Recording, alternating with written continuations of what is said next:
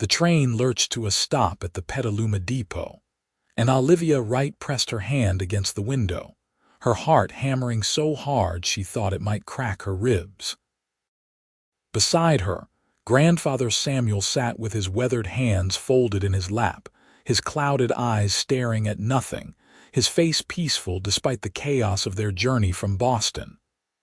"We're here, Grandfather," Olivia said softly, touching his arm. "California, our new home." Samuel turned his face toward her voice, and a gentle smile creased his lined features. "I can smell something different, drier, warmer, not like the salt water back home." Olivia swallowed hard, gathering their meager belongings. Everything they owned fit into 2 carpetbags and 1 battered trunk. After her parents died in the tenement fire 3 years ago, she had worked herself to exhaustion at the textile mill, trying to care for her grandfather, who had lost his sight to an infection 5 years before that. When the mill closed last winter, desperation had driven her to answer an advertisement in the newspaper. A rancher in California seeking a wife. Correspondence had followed, practical letters outlining expectations and circumstances. His name was Russell Nash. He raised cattle and horses. He needed a wife to help manage his household. She needed security and a home for herself and her grandfather. The arrangement was simple, businesslike, nothing about love or romance. But Olivia had been honest in her letters. She could not come without her grandfather. She would not abandon the man who had taught her to read, who had told her stories when she was small, who had been her anchor after her parents died. To her surprise, Russell's response had been swift and certain. "Bring him," he had written. "California could use more good men, sight or no sight." Now, stepping onto the wooden platform with the June sun beating down on her bonnet, Olivia felt the weight of her decision settle over her shoulders like a yoke. She helped her grandfather down the train steps, guiding his feet, steadying him when he swayed. "Miss Wright." The voice was deep, rough around the edges like sand over stone. Olivia turned and found herself looking up at a man who seemed carved from the landscape itself. Tall, broad-shouldered, with sun-bronzed skin and dark hair that curled slightly at his collar. His eyes were an unexpected gray-green like sage after rain, and they studied her with an intensity that made her breath catch. "Mr. Nash," she managed. He nodded, removing his hat. His hands, she noticed, were calloused and strong, the hands of someone who worked hard every day of his life. "Russell, and you must be Olivia." His gaze shifted to her grandfather. "Sir." "Samuel Wright," her grandfather said, extending his hand in the general direction of Russell's voice. "I appreciate your allowing an old blind man to tag along with the bargain." Russell stepped forward and clasped Samuel's hand firmly. Olivia watched something shift in the cowboy's expression, a softening around his eyes. No man's a burden who raised a woman with the courage to come 2,000 miles to marry a stranger. Besides, I meant what I wrote. "You'll love the front porch." "The front porch?" Samuel's white eyebrows rose, faces west. "Gets the evening breeze from the valley. You can hear the cattle in the distance, the horses in the corral, the creek running when the snow melts up in the mountains. I built it wide and deep specifically for sitting. Been wanting someone to enjoy it with me." Russell's voice carried a note of something Olivia couldn't quite identify. Loneliness, perhaps. Her grandfather's face transformed, the worry lines smoothing.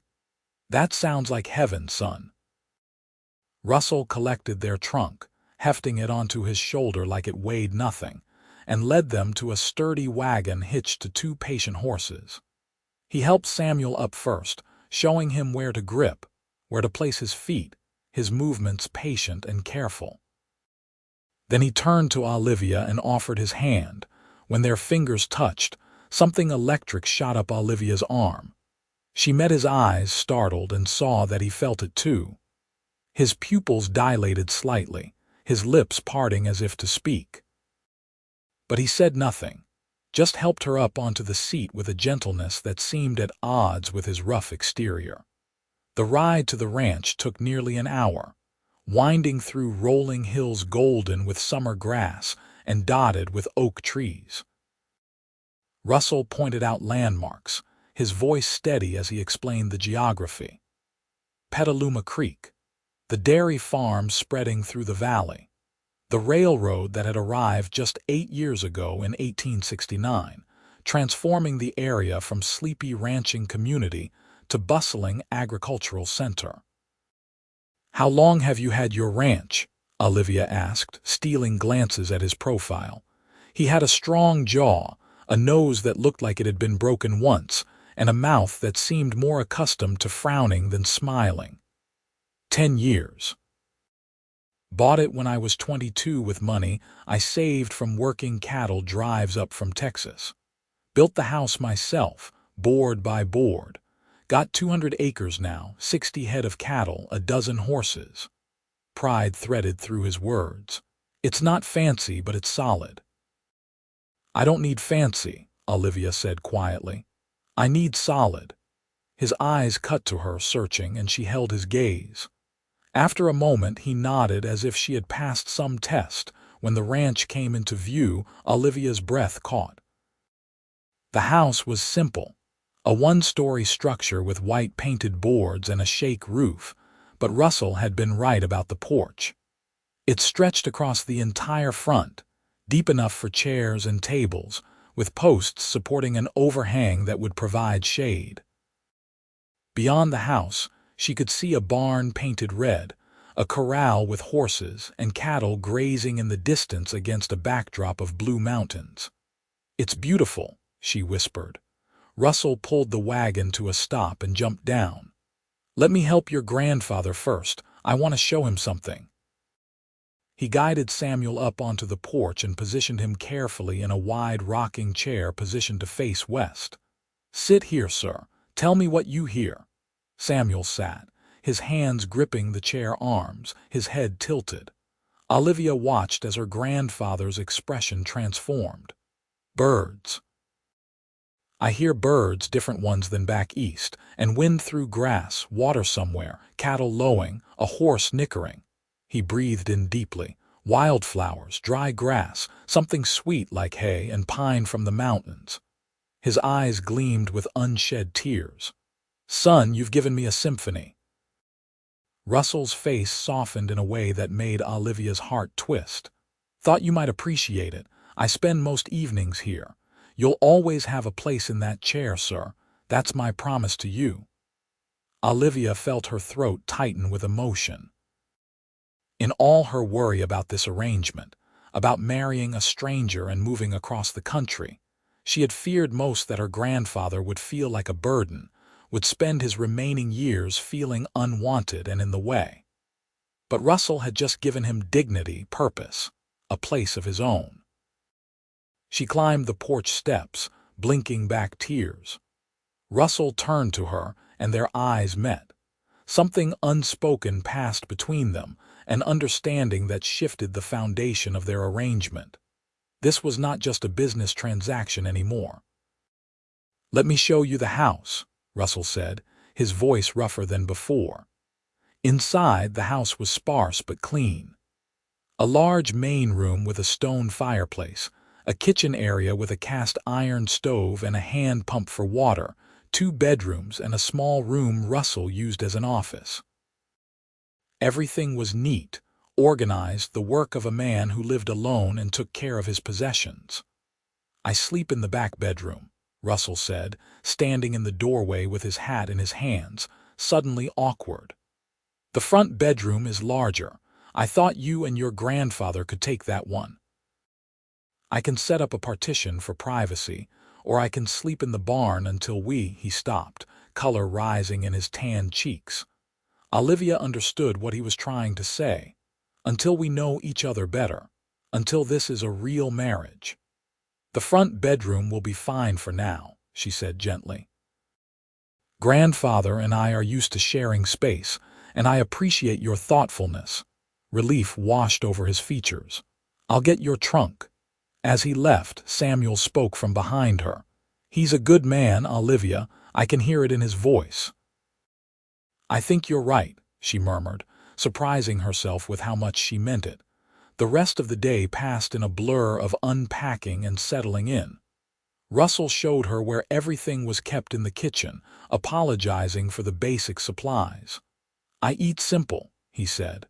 "Beans, bacon, bread. Coffee. I'm not much of a cook." "I can cook," Olivia assured him. "My mother taught me before she died. I can make a meal out of almost nothing." "You won't have to make it out of nothing here," Russell said firmly. "I've got accounts at the general store in town. You take the wagon whenever you need supplies. And there's a vegetable garden out back, though I've neglected it. Maybe you could bring it back to life." "I'd like that." Olivia moved to the window and looked out at the overgrown garden plot. She could see potential in it, in all of this. Potential for a real home, a real life. That evening, Russell insisted on cooking despite Olivia's protests, saying she had traveled too far to work on her first day. He made a surprisingly decent stew with beef, potatoes, and carrots, serving it with thick slices of bread. They ate at the table, the three of them, conversation stilted at first but gradually easing. Russell told them about the ranch, about the challenges of the dry California summers, and the winter rains that could turn the creek into a raging river. He talked about his horses, each one by name, describing their personalities like they were people. He mentioned neighbors, the Johnsons to the north who raised sheep, the Kowalskis to the south with their dairy operation. "What about your family?" Olivia asked gently. "Are they nearby?" Something shuddered in Russell's expression. "No family. My parents died when I was 16, cholera. Had a brother, but he died in the war. It's just me." "I'm sorry," Olivia said softly, understanding now that deep note of loneliness she had heard earlier. "Life happens," Russell said with a shrug that didn't quite hide the old pain. "You make the best of what you've got." After dinner, they sat on the porch as the sun set, painting the sky in shades of orange and pink and purple. Samuel rocked gently in his chair, listening to the evening sounds, a peaceful smile on his face. Russell sat on the porch rail, one long leg dangling, his eyes on the horizon. Olivia took the other chair, watching both men and feeling something unexpected bloom in her chest. Hope. "Tomorrow, I'll take you into town," Russell said, breaking the comfortable silence. "Introduce you around. Petaluma's growing fast, nearly 3,000 people now. Got churches, schools, a bank, several hotels. It's civilized, not like the wild frontier stories." "I'd like to see it," Olivia said.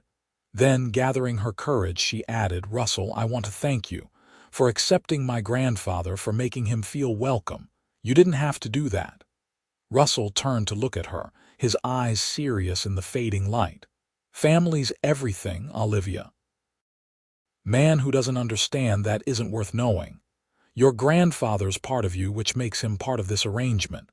Besides," he added, his expression softening as he glanced at Samuel, "he's good company." Olivia felt tears prick her eyes again. She blinked them back and smiled. "I think this is going to work out." "I think so too," Russell said quietly, and the way he looked at her made her heart skip. That night, lying in the unfamiliar bed with her grandfather snoring softly on his cot across the room, Olivia stared at the ceiling and let herself feel the full weight of what she had done. She had married a stranger today, a simple ceremony at the train station with the station master as witness and Samuel holding her hand. She wore no ring yet. Russell had apologized, promising to get her one in town. Their marriage was legal but not yet consummated, a fact that hung in the air between them like morning mist. But he was kind. That was what mattered. Rough and weathered and solitary by nature, but fundamentally kind. She had seen it in how he treated her grandfather, heard it in his voice when he spoke about his animals, felt it in his careful courtesy toward her. And if her heart beat faster when he looked at her with those sage-colored eyes, if her skin tingled where his hand had touched hers, well, that was unexpected but not unwelcome. She had come west expecting nothing more than security and respect.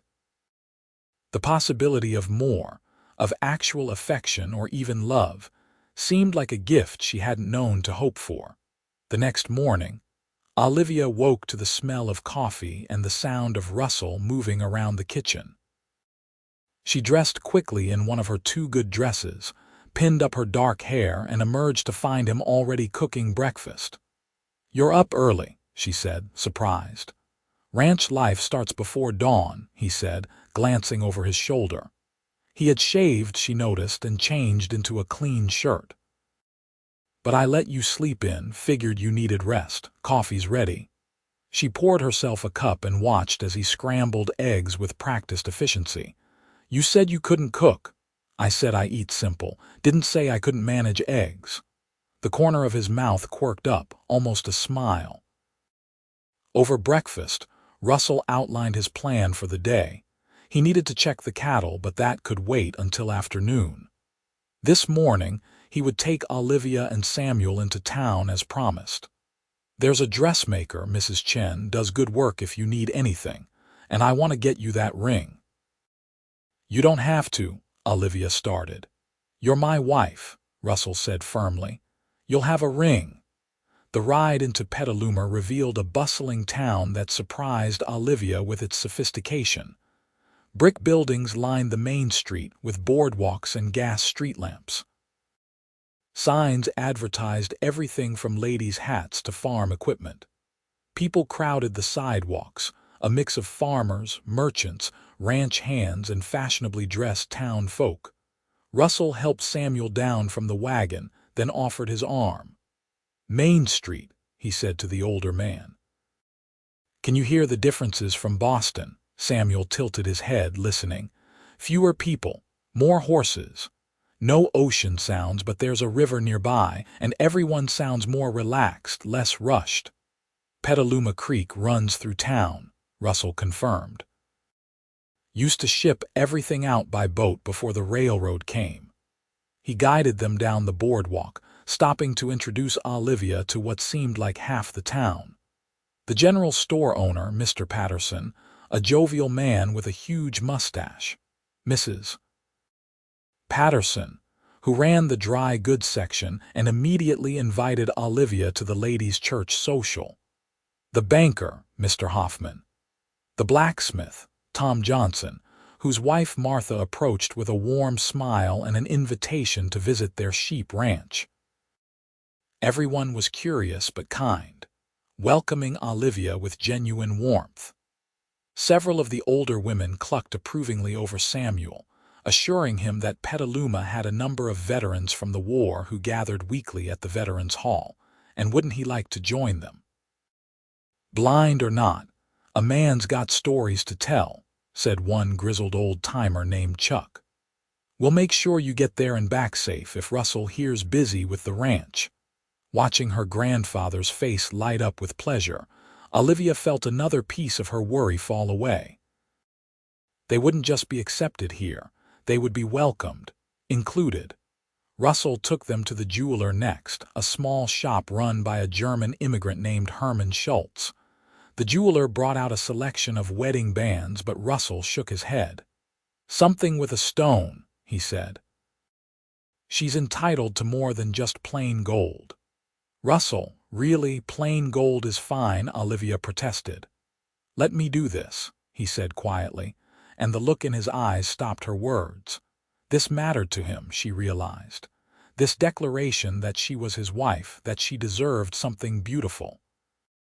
They settled on a simple gold band with a small sapphire set into it, the deep blue stone catching the light. Russell slipped it onto her finger, his hands gentle, and Olivia felt the gesture down to her bones. This made it real in a way the ceremony yesterday hadn't. Beautiful, Samuel said, even though he couldn't see it. What color's the stone? Blue, Olivia said softly, like the California sky. Russell paid for the ring, then took them to lunch at the Petaluma Hotel restaurant, another gesture that touched Olivia.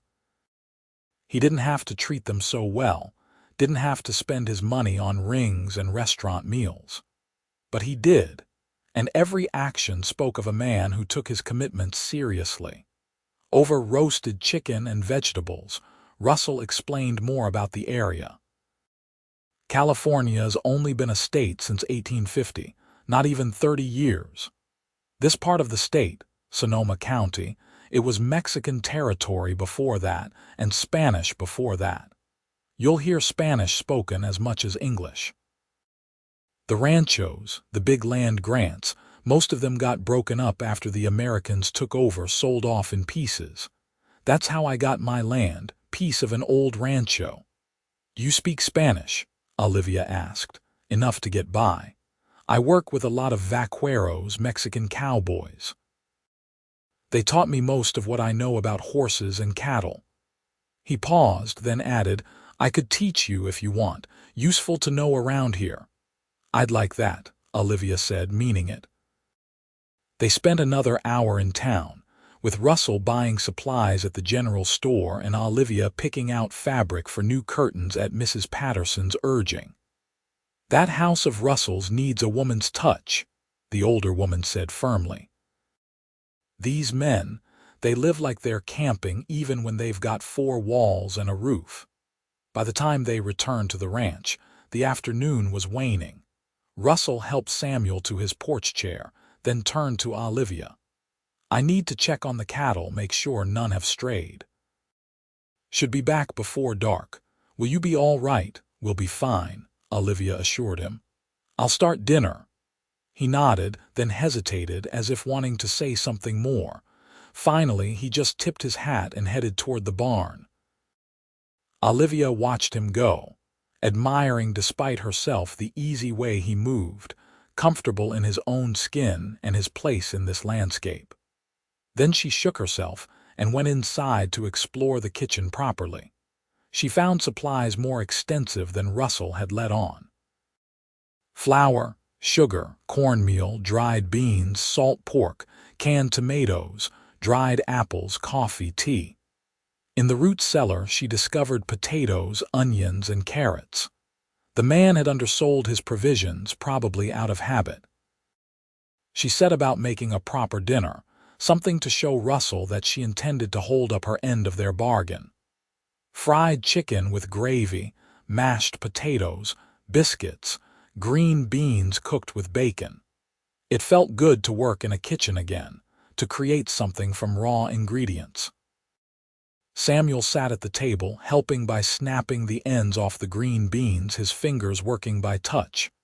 You like him, he said after a while. Olivia felt her cheeks heat. He's been very kind. More than that. I can hear it in your voice when you talk to him. You're attracted to him. Grandfather, Olivia protested, but without much heat. Samuel chuckled. I may be blind, but I'm not dead. And I'm glad, Olivia. You deserve happiness, real happiness, not just security. That boy, he's smitten with you too. I can hear it in how his voice changes when he talks to you, soft-like. We barely know each other, Olivia said, but her heart fluttered with hope. Some people know each other for years and never truly connect. Others meet and recognize something right away. Give it time, but don't fight it if it feels right. Russell returned just as the sun was setting, dusty and tired but satisfied. Found 3 calves that had wandered off, got them back with the herd. He stopped short when he entered the kitchen, staring at the laden table. You made all this. It's nothing fancy, Olivia said, suddenly nervous. Just a simple dinner. Olivia, I haven't had a meal like this since my mother died. Russell's voice was rough with emotion. Thank you. They ate together, and this time the conversation flowed more easily. Russell told stories about his cattle drives as a young man, about sleeping under stars and crossing rivers swollen with spring runoff. Samuel countered with stories of working on the docks in Boston before he lost his sight, about the ships that came from all over the world. Olivia watched them talk, saw the respect growing between the two men, and felt something settle in her chest. This could work. This strange arrangement born of desperation and practicality could actually become something real. After dinner, Russell surprised her by helping with the dishes, heating water and drying while she washed. "My mother taught me," he said when Olivia expressed surprise. "Said no woman should have to do everything alone. Your mother was a wise woman. She was." Russell's hand stilled on the towel. "She'd like you, I think. She always said a woman with courage is worth 10 with just beauty." "Well, it's good I have at least courage then," Olivia said lightly. Russell turned to look at her, his gaze intense. "You have both." The air between them seemed to thicken. Olivia's breath caught as Russell reached out and gently tucked a loose strand of hair behind her ear. His fingers lingered against her cheek, rough and warm. "Olivia," he said softly, "this marriage, this arrangement, I want you to know there's no pressure. We can take whatever time you need to feel comfortable." She looked up into his face, seeing sincerity there and kindness and something else that made her pulse race. "I appreciate that. But Russell, I think," she paused, gathering courage. "I think I'm already more comfortable than I expected to be." His eyes darkened. Yeah, she smiled, tentative but genuine. "You're a good man, Russell Nash, better than I hoped for." He cupped her face with both hands, his touch gentle despite his calluses. "Can I kiss you?" Instead of answering, Olivia rose on her toes and pressed her lips to his. The kiss was soft at first, exploratory, both of them learning the shape and taste of each other. Then Russell made a low sound in his throat and pulled her closer, deepening the kiss, and Olivia felt heat bloom through her entire body. She had been kissed before, clumsy attempts by boys in Boston, but nothing like this. Nothing that made her feel like she was falling and flying at the same time. When they finally pulled apart, both breathing hard, Russell rested his forehead against hers. "I wasn't expecting this," he admitted. "Wasn't expecting to feel this way so fast." "Neither was I," Olivia whispered. "But I'm not sorry. Neither am I." From the porch, they heard Samuel's voice calling. "You two going to stay in there all night, or are you going to come watch the stars? Because I can hear them just fine from out here, but I imagine they are prettier to look at." They broke apart, laughing, and went out to join Samuel on the porch. Russell pulled a chair close to Olivia's, and when he took her hand, she laced their fingers together and held on tight. The days that followed fell into a rhythm. Russell worked the ranch, riding out at dawn to check the cattle and horses, mending fences, hauling water during the dry summer heat. Olivia transformed the house, sewing new curtains, bringing the vegetable garden back to life, cooking meals that made Russell groan with pleasure. Samuel claimed the front porch as his domain, sitting in his rocking chair and listening to the ranch symphony, offering advice when Russell asked for it, and telling stories to anyone who would listen.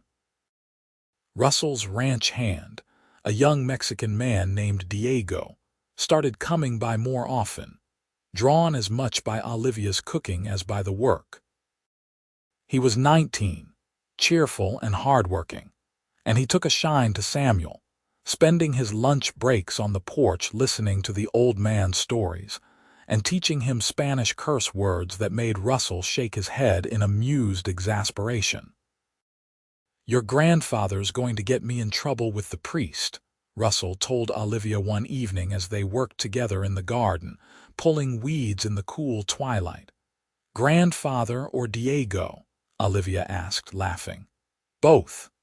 But Russell was grinning, relaxed in a way Olivia had never seen.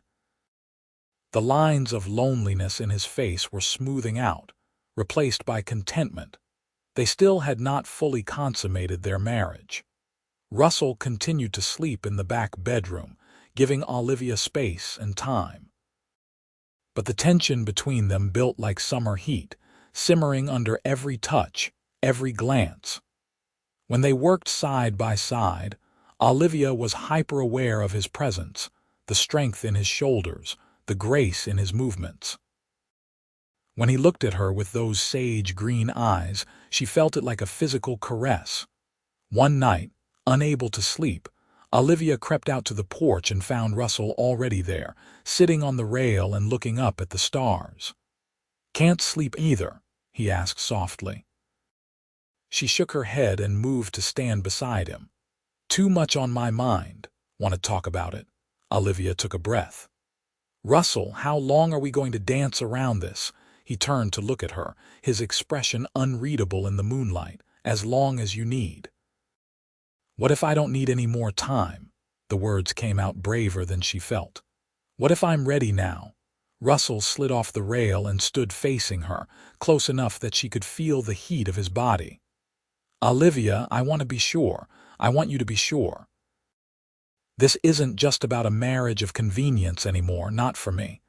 I'm falling for you hard and fast, and I need to know that you feel something too, that this is real." Her heart soared. "It's real," she whispered.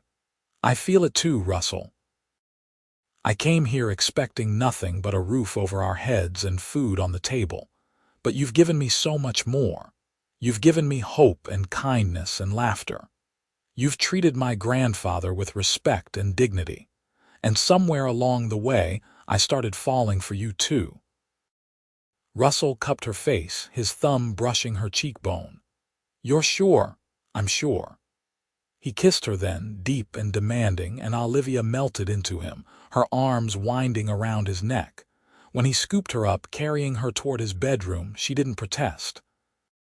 She just held on tight and let herself feel everything. The want, the hope, the beginning of something that felt like love. The next morning, Olivia woke wrapped in Russell's arms, her head on his chest, listening to the steady beat of his heart. Sunlight streamed through the window, and she could hear her grandfather already up and moving around in the main room. Russell stirred, tightening his hold on her. "Morning," he rumbled, his voice sleep-rough. "Good morning." Olivia tilted her head back to look at him. "No regrets?" "Only that I waited so long." He kissed her forehead, her nose, her lips. "Stay here. I'll make coffee." But she followed him out anyway, wrapped in one of his shirts, and they made breakfast together, while Samuel sat at the table and pretended very hard not to notice the way his granddaughter glowed or the way Russell couldn't stop touching her. Small casual contacts, like he needed to confirm she was real. Over the next weeks, the ranch truly became a home. Olivia's garden flourished, providing fresh vegetables for their table. She made friends with the neighboring ranchers' wives, Martha Johnson especially, who taught her about keeping chickens and shared cuttings from her flower garden. Samuel became a fixture at the weekly veterans' gatherings, driven to town by Russell or sometimes by Diego, who clearly enjoyed the old man's company. And Olivia and Russell grew closer with every passing day. They worked side by side, talked long into the evenings, made love with increasing confidence and joy.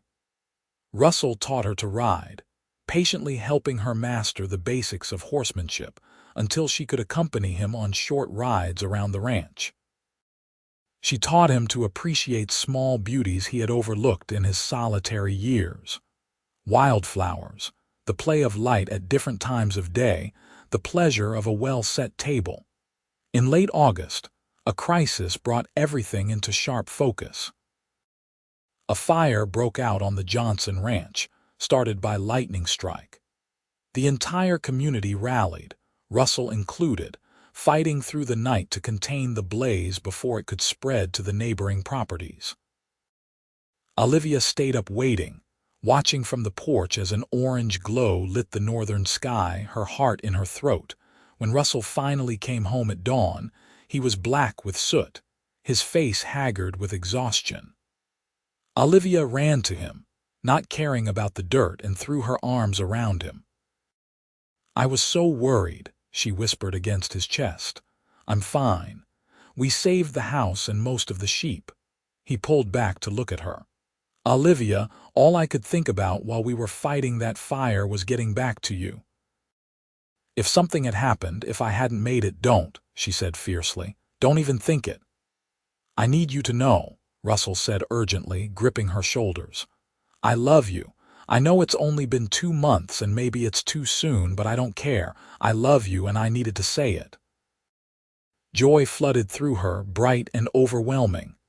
I love you too, she said, laughing and crying at the same time.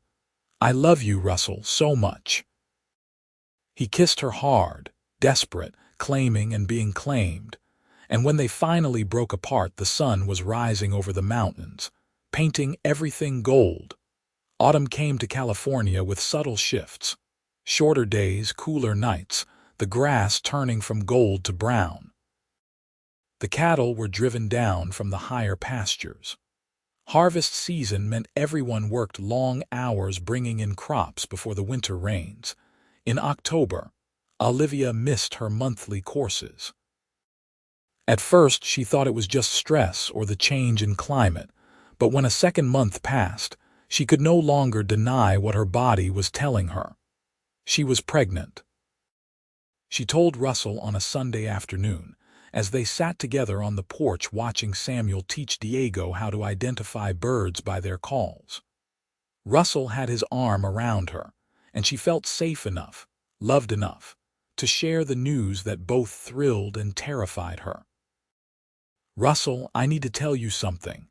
He looked down at her, concern flickering across his face. What's wrong? Nothing's wrong, at least I don't think so. She took a breath. I'm pregnant.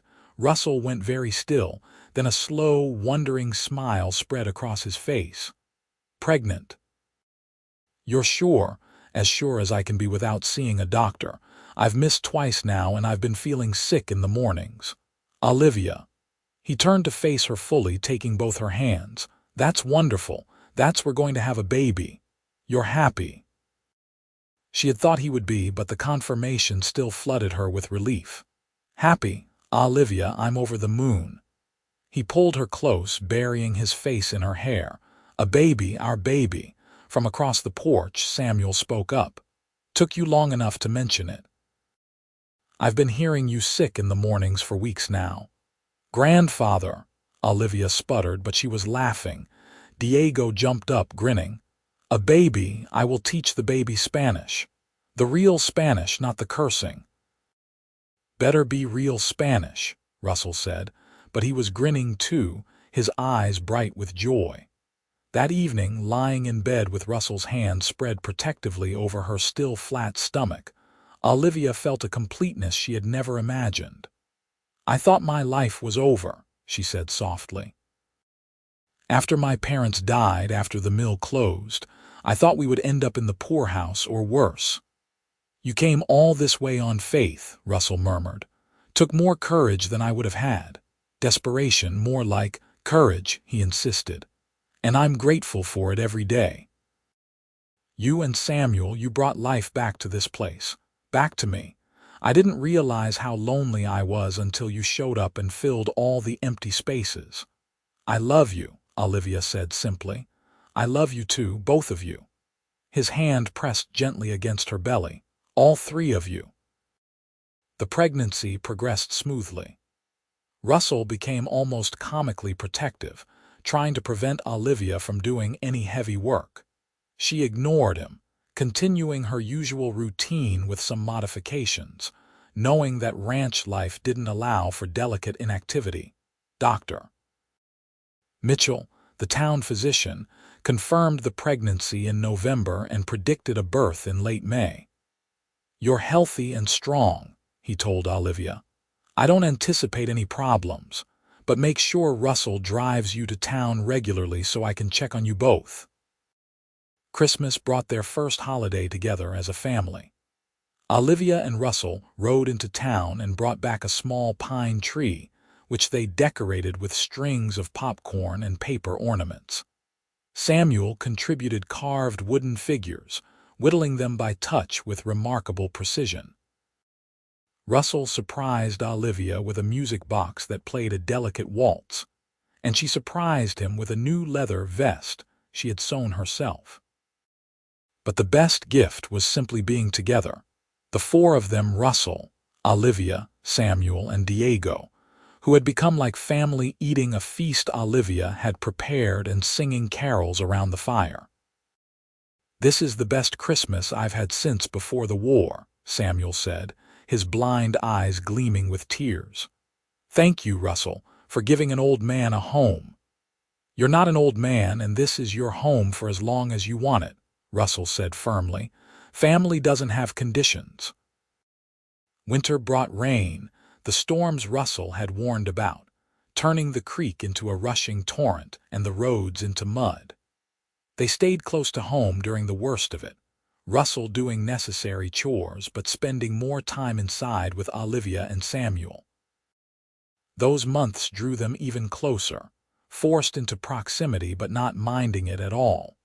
Russell taught Olivia to play chess during the long evenings, and she proved to be a quick study, beating him by February. Samuel played by touch, having Olivia or Russell describe the board to him, and still managed to win more than half the time. In March, spring arrived with a rush of green across the hills and wildflowers carpeting the meadows. Olivia's belly had swelled noticeably, and she felt the baby move inside her, strong kicks that made Russell's eyes widen with wonder every time she guided his hand to feel them. "Active little thing," he said, grinning. "Like his father," Olivia teased. "His. What makes you think it's a boy?" "Just a feeling." She paused, then said carefully, "Would you be disappointed if it's a girl?" "Disappointed? Olivia, I don't care if this baby is a boy or a girl or if we have a whole house full of children. I just want everyone healthy." He kissed her gently. "Though I wouldn't mind a daughter who looks like you." As her due date approached, Olivia grew more nervous. Her own mother had died before she could tell Olivia much about childbirth, and while Martha Johnson and other ranch women had tried to prepare her, the unknown still frightened her. Russell sensed her fear and did everything he could to comfort her. He brought Dr. Mitchell out to the ranch twice to check on her. He arranged for Martha to come stay with them when the baby arrived. He held Olivia every night and promised that everything would be all right. "Women have been having babies since the beginning of time," he said reasonably. "And many of them die doing it," Olivia countered. "Not you. You're too stubborn to die." But his eyes were serious, afraid in a way she rarely saw. "I won't let anything happen to you." The baby came on a warm May evening, 3 weeks early and in a hurry. Olivia's water broke while she was making dinner, and within an hour the contractions were coming hard and fast. Russell sent Diego racing to town for Dr. Mitchell and Martha while he stayed with Olivia, his face pale but his hands steady. Samuel sat in the bedroom doorway, unable to help physically but providing a steady stream of encouragement and stories, keeping Olivia's mind occupied between contractions. "Your grandmother, my wife, she had your father in a covered wagon crossing the plains," Samuel said. "No doctor, no midwife, just me and her and the Kansas prairie. If she could do that, you can do this." Martha arrived first, bustling in with the confidence of a woman who had birthed 8 children of her own and helped deliver dozens more. She took over, shooing Russell and Samuel out despite Russell's protests. "You'll just get in the way," Martha said firmly. "Go sit on that porch of yours and wait like men have been doing since the beginning of time." Dr. Mitchell arrived an hour later, by which point Olivia was in the hard stage of labor, pushing with all her strength. Russell paced the porch like a caged animal, his face drawn while Samuel sat calmly in his rocking chair. "She'll be fine," Samuel said for the 10th time. "You can't know that," Russell shot back. "I know my granddaughter, she's a fighter." When the baby's cry finally pierced the evening air, Russell stopped pacing, his whole body rigid. Martha appeared in the doorway, smiling. "You've got a son, Russell. A big, healthy boy, and Olivia's tired but fine." Russell pushed past her into the bedroom. Olivia lay propped against pillows, sweaty and exhausted but smiling, a tiny bundle in her arms. She looked up as he entered, and the love in her eyes stole his breath. "Come meet your son," she said softly. Russell approached slowly, almost reverently. The baby was red-faced and squalling, with dark hair plastered to his skull and tiny fists waving. He was perfect. "Olivia," Russell breathed. "He's beautiful. Want to hold him?" With trembling hands, Russell took the baby, cradling him carefully. The infant quieted almost immediately, turning his head toward Russell's chest. Something fierce and protective surged through Russell, a feeling so powerful it made his eyes sting. "What should we name him?" Olivia asked. Russell looked at Samuel, who stood in the doorway with tears streaming down his weathered cheeks. "Samuel," Russell said. "Samuel Russell Nash, after his great-grandfather. And his father," Olivia added. "Both good men." Samuel let out a choked sob and had to be led to a chair. "You honor me," he managed. Over the next days, the household adjusted to the new addition. Baby Samuel, whom they quickly nicknamed Sam, proved to be a good baby, sleeping and eating on a reasonable schedule. Olivia recovered quickly from the birth, though Russell fussed over her constantly, trying to do everything himself until she threatened to hit him with a wooden spoon if he didn't let her get back to normal life. Diego was enchanted by the baby, volunteering to rock him when he fussed and practicing his English by talking to the infant about the horses and cattle. Grandfather Samuel spent hours holding his great-grandson, telling him stories and singing old songs from his own childhood. And Russell, tough cowboy Russell, who had faced down stampedes and rustlers without flinching, melted into a puddle of devotion whenever he held his son. Olivia would find him in the nursery at odd hours, just watching the baby sleep, a look of such profound wonder on his face that it made her heart ache with love. "I never thought I'd have this," he told her one night, holding her close while Sam slept in his cradle nearby. "A wife, a child, a real family. I thought I'd live and die alone on this ranch." "You're never going to be alone again," Olivia promised. "You're stuck with us now." "Best fate I could imagine," Russell said, and kissed her until Sam woke up demanding attention. The years flowed by like the creek in spring, full and rich. Sam grew into a sturdy boy with his father's green eyes and his mother's determination. When he was 2, Olivia became pregnant again, and this time gave birth to a daughter they named Rose, who arrived with a shock of red gold hair and lungs that could wake the entire ranch. The ranch prospered. Russell expanded the herd, built a larger barn, bought more land. Olivia's garden became famous in the area, and she started selling vegetables and preserves in town. Diego married a girl from town, a sweet-natured woman named Maria, and Russell built them a small house on the far side of the property. They became not just employees but true family. Grandfather Samuel lived to see his great-grandchildren grow. He taught Sam to whittle when the boy was 5, guiding his small hands with infinite patience. He told both children stories about Boston and the sea, about the war and the old days, keeping history alive through his words. One evening in spring, when Sam was 7 and Rose was 5, Samuel didn't wake from his afternoon nap on the porch. He passed peacefully, sitting in his rocking chair with the evening breeze from the valley and the sound of cattle in the distance, exactly as he would have wanted. They buried him on a hillside overlooking the ranch, under a spreading oak tree.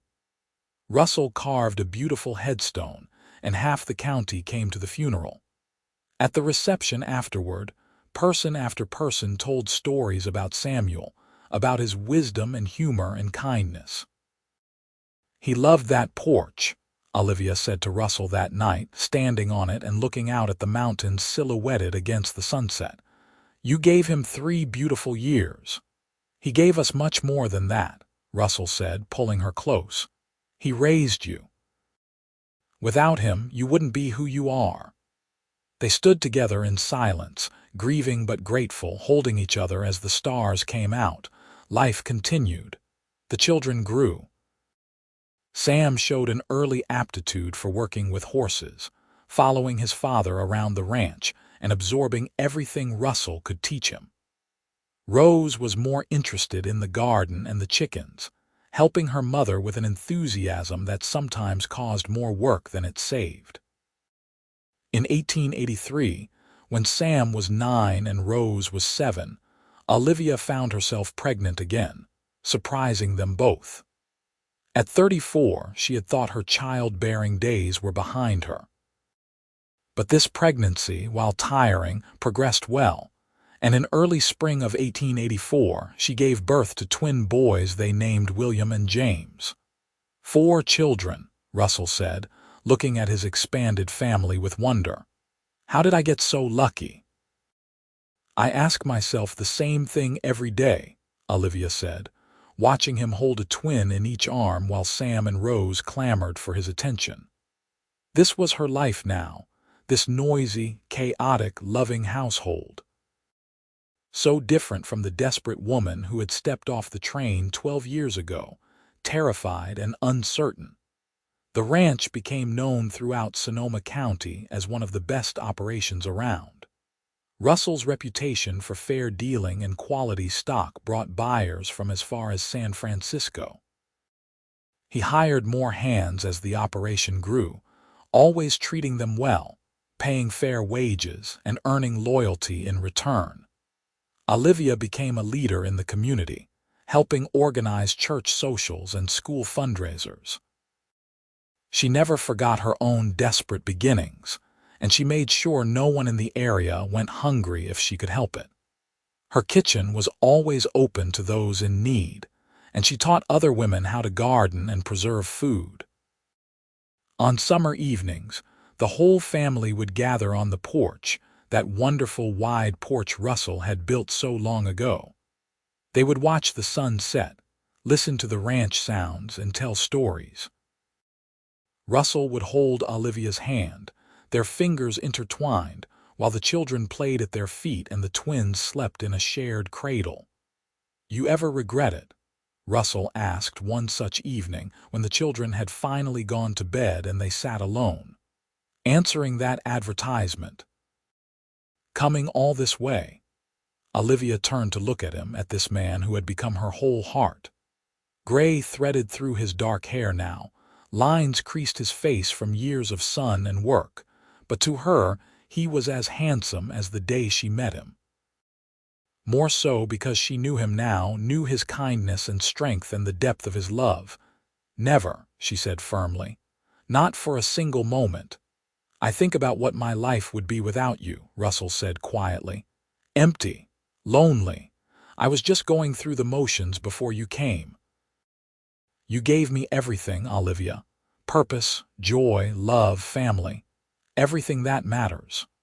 We gave each other everything, Olivia corrected. You saved me too, Russell. You and that first letter when you said grandfather could come. You didn't know us, but you were willing to take us both on faith.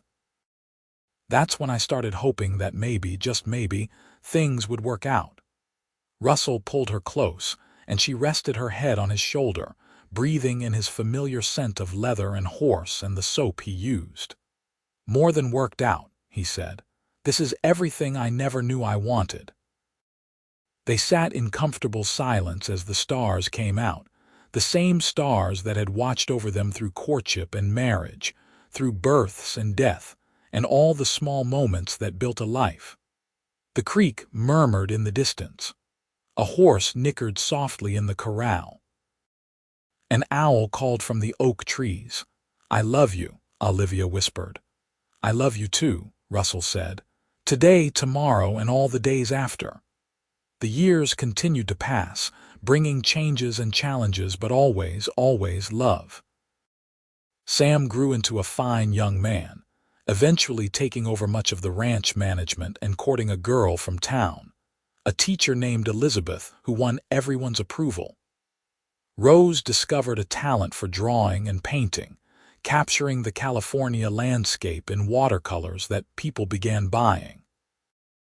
William and James grew up as inseparable as twins often are, finishing each other's sentences and getting into the kind of mischief that made Olivia want to tear her hair out even as she laughed. Russell and Olivia grew older together, their love deepening with time. They had their disagreements, of course, passionate arguments about ranch decisions or child rearing that sometimes ended in slammed doors, but always ended in reconciliation. They learned each other's moods and habits, developed private jokes and shared memories, built a partnership that was stronger than any individual part. When Sam married Elizabeth in 1893, the whole county celebrated. The wedding was held at the ranch, under the oak trees with the mountains as backdrop. Olivia cried watching her firstborn exchange vows, and Russell held her hand, his own eyes suspiciously bright. "Where did the time go?" Olivia whispered. "No idea," Russell murmured back. "Feels like yesterday you were stepping off that train with Samuel, looking scared and brave all at once." "I was terrified," Olivia admitted. "I didn't know if I could do this, be a rancher's wife in a place so foreign to everything I knew."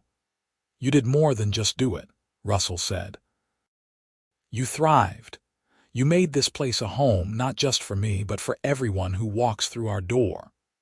Within a year, Sam and Elizabeth presented them with their first grandchild, a girl named Sarah. Holding his granddaughter for the first time, Russell felt the same overwhelming surge of love he had felt with his own children. The cycle continued, life begetting life, love creating more love. Rose married a banker from Petaluma when she was 21, a kind man named Thomas who supported her artistic ambitions and built her a studio with north-facing windows for the best light. William and James both chose to stay on the ranch, working alongside their father and brother, though William eventually married and moved to his own section of the property while James remained happily bachelor. Through it all, through weddings and births and the inevitable funerals as older members of the community passed on, Russell and Olivia remained each other's constant. They celebrated their 20th anniversary, then their 25th, marking the passage of time with quiet joy. "Remember when you first showed grandfather the porch?" Olivia asked on their 25th anniversary, sitting in the very spot Samuel had loved so much. "When you told him he'd love it." "Best decision I ever made," Russell said, giving him that dignity, that place of his own. "It set the tone for everything that followed." "He loved you like a son," Olivia said softly. "He told me so near the end, said he couldn't have chosen better if he'd picked you himself." Russell's throat tightened. "I loved him too. He taught me what it means to face adversity with grace." Losing his sight could have made him bitter, but instead he just adapted, found new ways to experience the world. They sat together, remembering, grateful for all the years and all the love. Around them, the ranch hummed with life.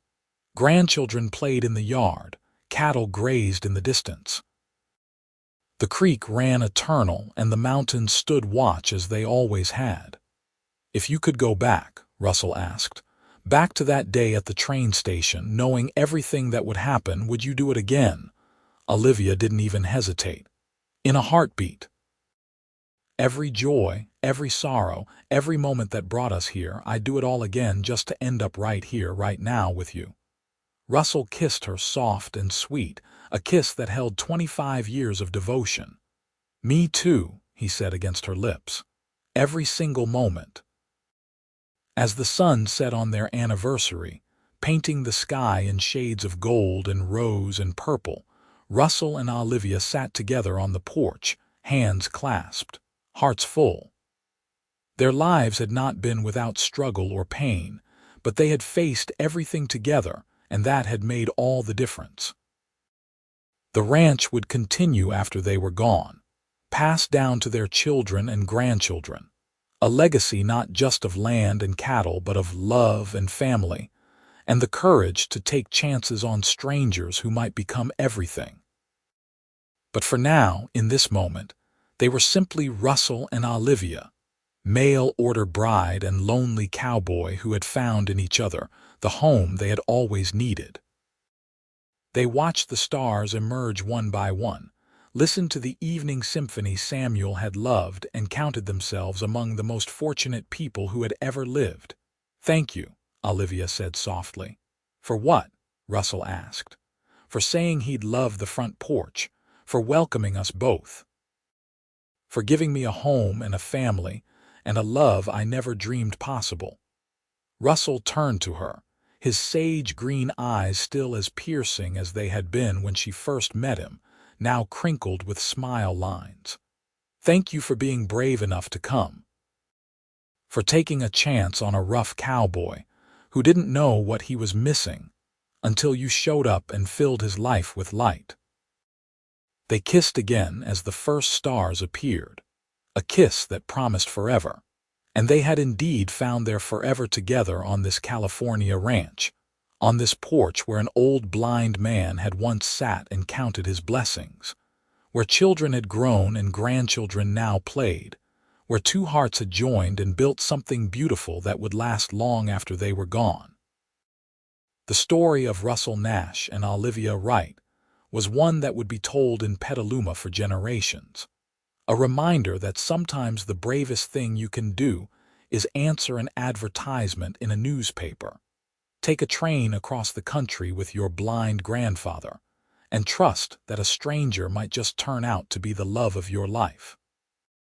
And sometimes, if you're very lucky, a cowboy will look at your elderly grandfather and promise him a place on the front porch, and that simple act of kindness will set in motion a love story for the ages. Years later, when Russell was 70 and Olivia was 68, they still sat on that porch every evening, their hands still finding each other, their love still as strong as ever. They had weathered storms and droughts, economic downturns and family crises, but they had weathered them together, and that had made them not weaker but stronger. Their children and grandchildren visited often, filling the house with noise and laughter. Sam ran the ranch now with his son helping, the third generation on the land. Rose had become a successful artist whose paintings hung in galleries in San Francisco. William and James had expanded the ranch operation, adding new ventures and keeping the Nash name respected throughout the county. One particular evening in late autumn, with the air crisp and the stars brilliant overhead, all of the family gathered for a celebration. It was Russell and Olivia's 50th anniversary, a rare milestone that called for acknowledgement. The porch overflowed with people, children, grandchildren, even a few great-grandchildren now. Diego and Maria were there, both gray-haired now but still healthy and happy. Neighbors came from miles around to celebrate the couple who had become pillars of the community. Sam stood to make a toast, raising his glass. "To my parents," he said, his voice carrying across the assembled crowd. 50 years ago, my mother stepped off a train in Petaluma with my great-grandfather, scared and hopeful, answering an advertisement from a man she'd never met. My father took them both in, not just my mother but great-grandfather Samuel too, and in doing so, he showed the kind of man he was, the kind of man who doesn't just see what's convenient but what's right. Elizabeth, Sam's wife, continued the toast. They built more than just a ranch here. They built a family, a community, a legacy of love and kindness that touches everyone who knows them. We're all here today because they had the courage to take a chance on each other. Rose added her own words, tears streaming down her face. "Mama, Papa, you showed us what love looks like." Not the easy kind in storybooks, but the real kind that works through problems, that grows stronger with time, that weathers every storm. Thank you for giving us that example. Russell stood, pulling Olivia up with him. He looked out at all the faces, the family they had created, the life they had built. His voice, still strong despite his years, carried clearly. 50 years ago, I was a lonely man on a ranch, going through the motions of living but not really alive. Then this woman showed up with her blind grandfather and turned my whole world upside down.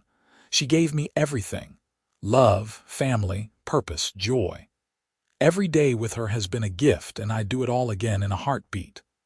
Olivia spoke next, her voice wavering with emotion but clear. I answered that advertisement out of desperation, thinking only of survival. I never imagined I'd find love. Real, deep, lasting love. Russell gave me and grandfather a home, yes, but more than that, he gave us dignity and respect. He looked at my blind grandfather and said, "He'll love the front porch," and in that moment I knew we'd be all right, and we have been. More than all right, we've been blessed beyond measure. The crowd raised their glasses, cheering and crying and celebrating. As the party continued, Russell and Olivia slipped away from the crowd, walking out toward the oak tree on the hillside where Samuel was buried. They stood together in the moonlight, looking at the simple headstone. "He'd be proud," Russell said softly. "Of you, of the family we built, of how it all turned out." "He knew," Olivia said. "Before he died, he told me he knew we'd be all right, that you were a good man and I was a strong woman, and together we could weather anything." "He was right," Russell said, pulling her close. They stood there for a long moment, two old people who had loved each other for 50 years, who had built a life from almost nothing, who had taken a chance and won everything that mattered. "Ready to go back to the party?" Olivia asked eventually. "In a minute." Russell held her tighter. "I just want to stand here with you for another moment. Remember it all. Feel grateful for everything we've had." "We're not done yet," Olivia reminded him with a smile. "We've got more years ahead of us." "Good," Russell said fiercely, "because I'm not nearly finished loving you yet." They walked back to the house hand in hand, just as they had walked through life together for half a century. The porch glowed with lamplight, full of family and friends and love. Music started up. Someone had brought a fiddle, and soon people were dancing on the wide boards Russell had laid so carefully all those years ago. Russell led Olivia onto the makeshift dance floor, and they swayed together to the music, oblivious to everyone around them. They had eyes only for each other, these two people who had started as strangers brought together by a newspaper advertisement and had become soulmates bound by half a century of shared life. "I love you," Russell murmured against her hair. "I love you too," Olivia said, her arms around his neck. "Always and forever." The music played on, the stars wheeled overhead, and on the front porch of the Nash ranch, love celebrated its triumph. It was a love that had started with a blind man being promised a place to sit and listen to the world, with a cowboy showing unexpected kindness, with a woman brave enough to journey into the unknown. It had grown into something magnificent and lasting, a testament to what happens when people choose compassion over convenience, when they open their hearts to possibility, when they commit to working through challenges rather than running from them. And if you listened carefully on that porch, late at night when the party had ended and the family had gone home, you might hear the echo of Samuel Wright rocking in his chair, listening to the ranch symphony and smiling. Because he had known from that very first day that his granddaughter and the cowboy would build something beautiful. He had heard it in their voices, in the way they spoke to each other with cautious hope. He had felt it in the way Russell had honored him with a place on the porch, treating him not as a burden but as a valued member of the family. The years continued to roll by, as years do. Russell and Olivia passed their 55th anniversary, then their 60th. They moved slower now, their bodies betraying their age, but their love remained vibrant and strong. They still sat on the porch every evening, still held hands, still found new things to talk about after more than 6 decades together. When Russell was 78, he fell from his horse while checking the cattle. Sam and William found him quickly and brought him home, but the doctor was grave.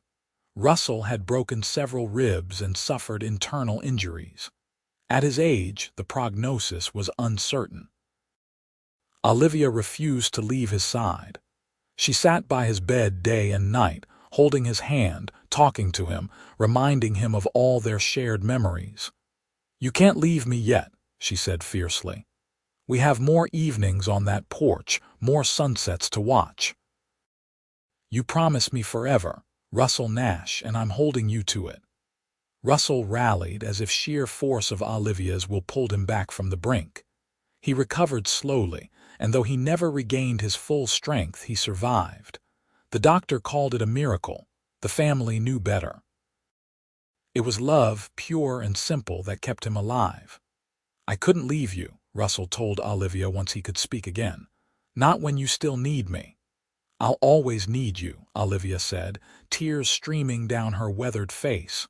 "But more than that, I'll always want you. There's a difference." They treasured each day after that, knowing time was precious. They watched their grandchildren marry and have children of their own. They saw the ranch continue to prosper under Sam's capable management.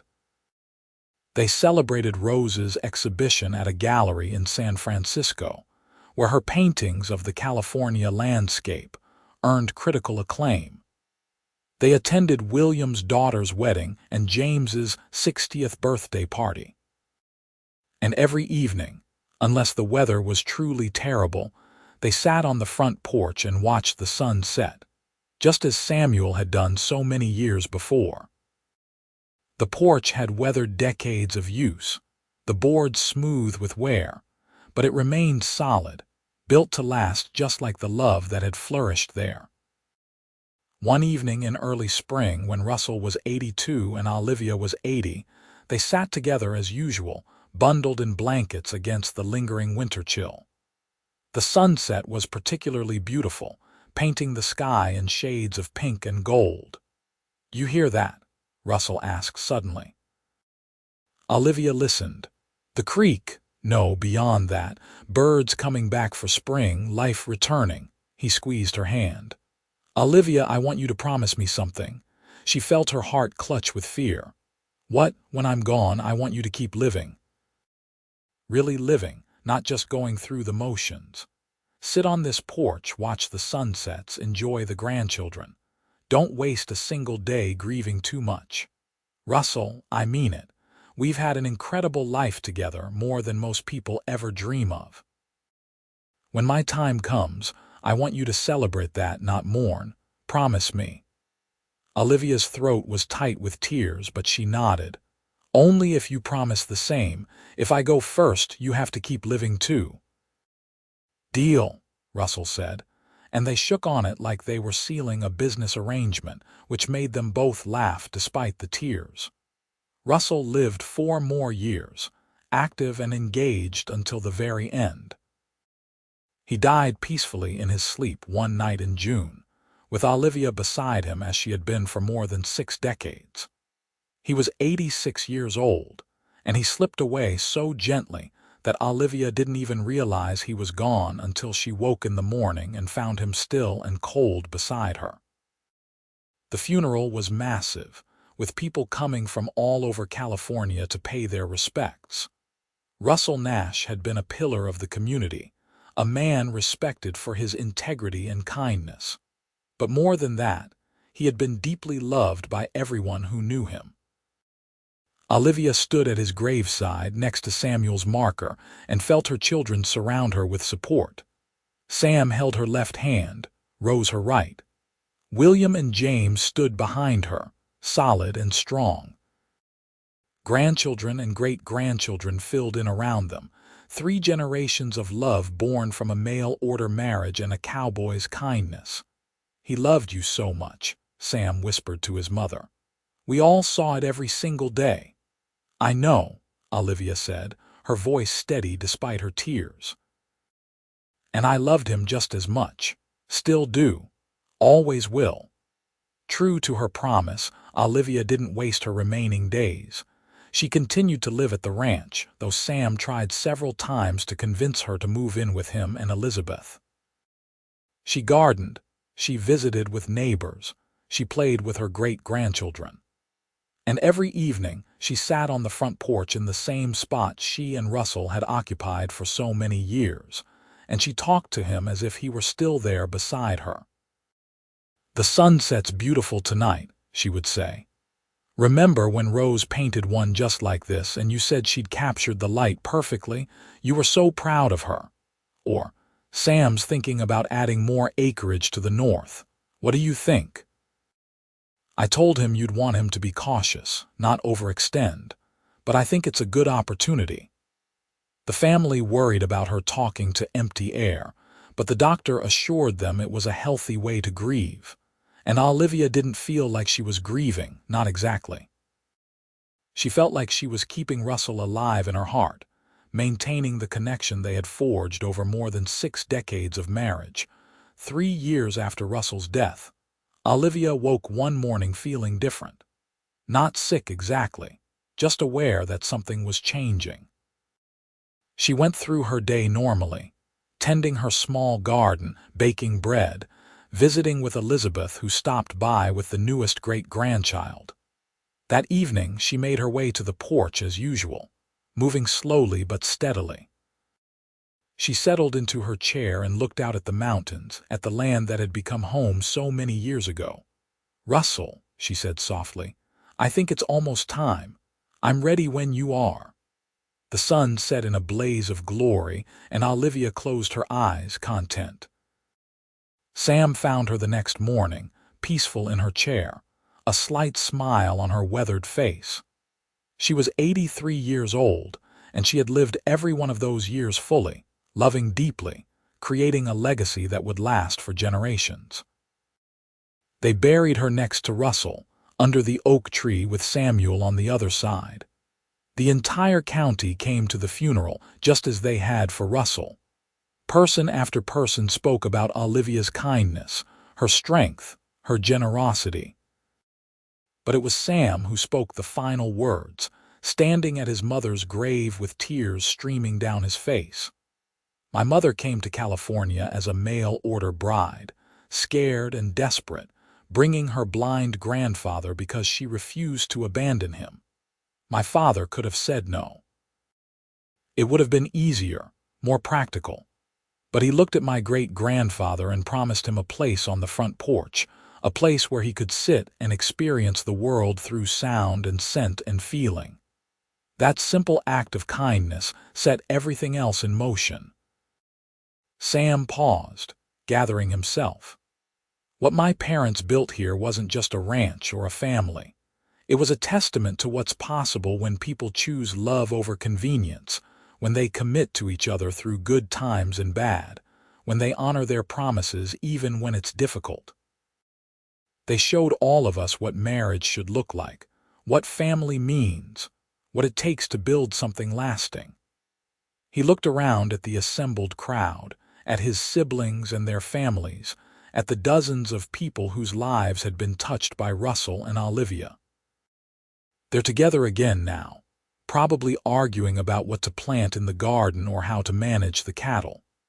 And every evening at sunset, I like to think they're sitting on that porch they loved so much, holding hands and watching the sky change colors, grateful for every moment they had together. Rose stepped forward and placed a bouquet of wildflowers on the fresh grave, flowers she had picked from the meadows her mother had loved. "Thank you, Mama and Papa," she whispered, "for everything." The years continued to pass as they always do. The ranch stayed in the family, handed down from generation to generation. The house remained standing, lovingly maintained, and the front porch became something of a family shrine. Future generations of Nashes would sit there and listen to stories about the mail-order bride and the cowboy, about the blind grandfather who had been welcomed with such grace, about the love story that had unfolded over more than 60 years. The porch chairs were eventually replaced, but always kept in the same configuration, facing west to catch the evening breeze and the sunset. And sometimes, on quiet evenings, family members swore they could feel a presence there, something warm and loving, as if Russell and Olivia had never really left the place they loved so much. Sam lived to be 92, spending his last years in the same house where he had grown up, sitting on the same porch where his parents had courted and loved and grown old together. Before he died, he made sure his own children understood the story, the legacy they were inheriting. Your grandmother answered an advertisement and came 2,000 miles with nothing but faith and courage, he told them. Your grandfather welcomed them both, seeing value not just in a wife but in the family that came with her. They built all of this through hard work and love and commitment. Never forget that, never take it for granted. And they didn't. The story of Russell and Olivia Nash became part of Petaluma's history, told and retold, a reminder that sometimes the bravest thing you can do is take a chance on a stranger, that simple acts of kindness can change the course of lives, that love built on respect and commitment can last not just a lifetime but for generations. The front porch still stands, well over a century after Russell built it. It has been repaired and reinforced over the years, but the bones remain the same, solid and true. And on summer evenings, when the extended Nash family gathers for reunions and celebrations, someone always makes sure to leave 2 chairs empty, facing west, positioned just where Russell and Olivia used to sit. Because some love stories don't end with death. Some love stories become legends, woven into the very fabric of a place, enduring as long as there are people to remember and retell them. The story of the mail-order bride who brought her blind grandfather and the cowboy who said he would love the front porch is one of those stories. It's a story about courage and kindness, about taking chances and keeping promises, about building something lasting from the most uncertain beginnings. It's a story that reminds us that love, real love, isn't just about romance and passion, though those are important. It's about showing up every day, about honoring commitments, about choosing each other over and over again through all the challenges life throws your way. And it all started with a simple promise. He'll love the front porch. Those 5 words changed everything, set in motion a love story that would span more than 6 decades and touch countless lives. They represented an act of kindness, an acknowledgement that family comes in many forms, a willingness to see past the immediate and convenient to what truly matters. Russell Nash could have said no when Olivia wrote that she had to bring her blind grandfather. Many men would have. It would have been simpler, easier, more practical. But Russell understood something fundamental, that the measure of a person is often found in how they treat those who can give them nothing in return, that true character shows itself in moments of choice. He chose kindness. He chose inclusion. He chose to see possibility where others might have seen only burden. And in doing so, he won everything that truly mattered. Love, family, a life rich with meaning and connection. Olivia, for her part, showed equal courage. It took tremendous bravery to answer that advertisement, to travel across a continent with her blind grandfather, to trust that a stranger would honor his word. She had every reason to be cynical, to expect the worst. Instead, she chose hope. Together, they created something beautiful from the most pragmatic beginnings. A marriage that started as a business arrangement blossomed into genuine partnership and deep, abiding love. They weathered droughts and floods, economic hardships and personal losses, the ordinary challenges of raising children and building a life. Through it all, they had each other, and that made all the difference. The front porch became a symbol of everything their life together represented: stability, welcome, a place to rest and observe, a vantage point from which to appreciate beauty. Samuel had sat there and found joy despite his blindness. Russell and Olivia had courted there, had raised their children there, had grown old there together. Multiple generations had played on those boards, had listened to stories there, had learned what love and commitment look like. And now, more than a century after Russell Nash built that porch, it still stands as a testament to what's possible when people choose love over fear, when they commit to building something lasting, when they understand that family is not just about blood but about choice and inclusion and kindness. The story of Russell and Olivia Nash, of the mail-order bride and the cowboy and the blind grandfather and the front porch, is a story worth remembering. It's a story worth telling to each new generation. Because in a world that often values convenience and immediate gratification, it reminds us that the best things in life require courage, commitment, and the willingness to see possibility where others see only problems. It reminds us that love, real love, is both simple and profound. It's saying yes when you could say no. It's welcoming when you could exclude. It's building slowly and steadily instead of expecting instant results. It's showing up day after day, year after year, choosing each other through youth and middle age and into the twilight years. And sometimes, it's as simple as looking at an old blind man and promising him he'll love the front porch. Because in that moment, in that simple act of inclusion and kindness, everything else became possible. Love became possible. Family became possible. A legacy that would last for generations became possible. Russell and Olivia's story proves that the best love stories aren't always the ones that start with fireworks and passion, though passion certainly developed between them.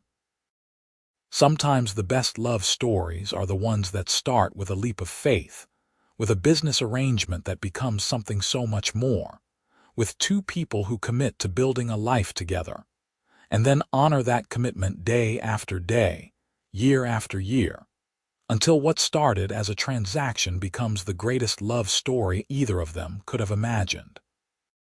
On the hillside above the ranch, under the spreading oak tree, 3 headstones mark 3 lives well lived.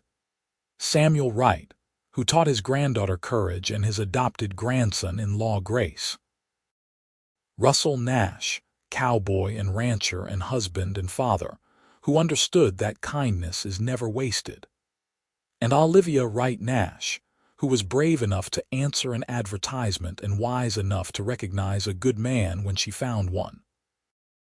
Their bodies rest in the California soil they loved, but their spirits live on in every child who plays on that porch, in every sunset watched from those chairs, in every act of kindness and inclusion their descendants practice, because they learned from Russell and Olivia's example.